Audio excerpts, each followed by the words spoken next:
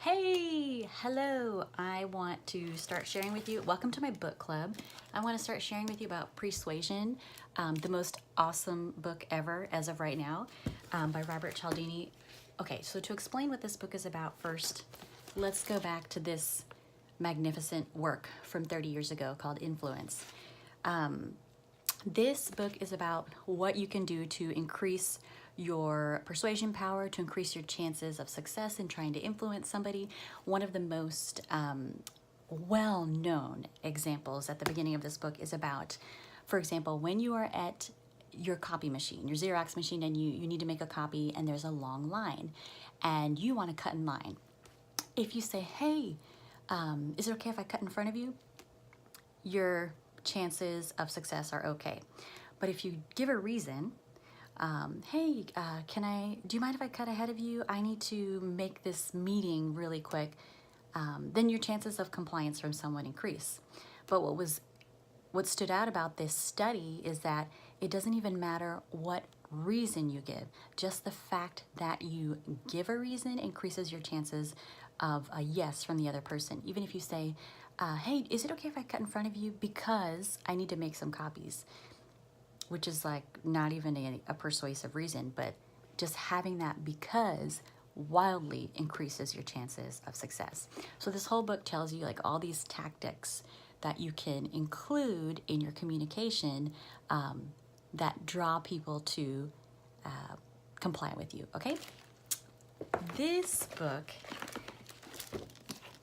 he wrote because it talks about not necessarily what you do, but when you communicate and how that makes a difference. And here's why I'm fascinated by all of this, because we all think we're logical, but we are totally influenced by all these subtle cues and subconscious factors that we have no idea about or we refuse to admit to. So I love exploring this dimension of things. In this book, he talks about how persuasive actions, things you do ahead of time, produce this temporary receptiveness in people. So you get this window of opportunity where the power of what you're about to say, what you're about to propose is the greatest. And here's an example about how, here's an example he gave from a study done about selling furniture. If you have a furniture website, right? You're scrolling through a furniture website, you want to buy something, you make your decision based on a lot of different factors. But here's how a luxury website could get more customers when it's competing with the lower cost website. If you just have pictures of clouds on your website, it primes the viewer to start thinking about comfort. Their attention becomes on comfort, so they value comfort. And when they make their buying decision, they're going to do that based on comfort, perhaps more than price. However, if the website has pictures of pennies on it, their mind will start focusing on being more frugal and pinching pennies, and their decision is going to be influenced more on the price of the product rather than the comfort, all because of the subtle cue of what they're looking at on the website. So when they're looking at the cloud, you create that window of receptiveness to making a decision based on comfort. I think that's totally fascinating.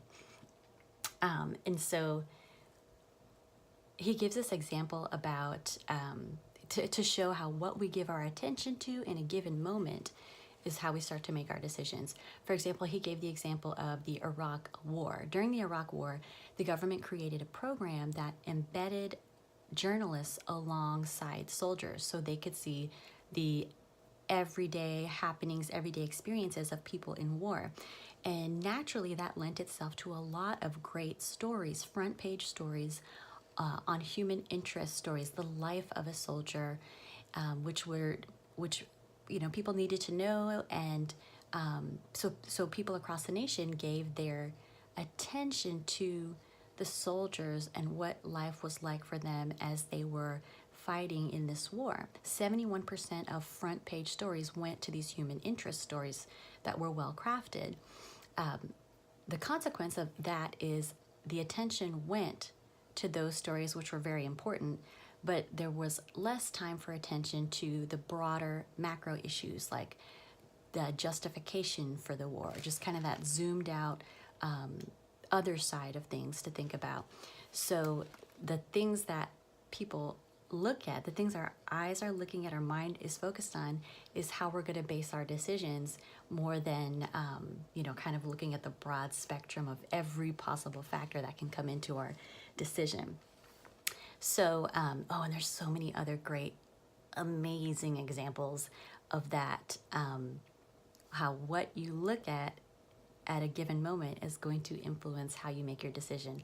Tomorrow, I'm going to share one of my favorite stories, examples from this book that will just blow your mind about how simply what you look at can, or what someone else is looking at that's making a decision about you, can entirely change your life. Talk to you tomorrow. Oh my God.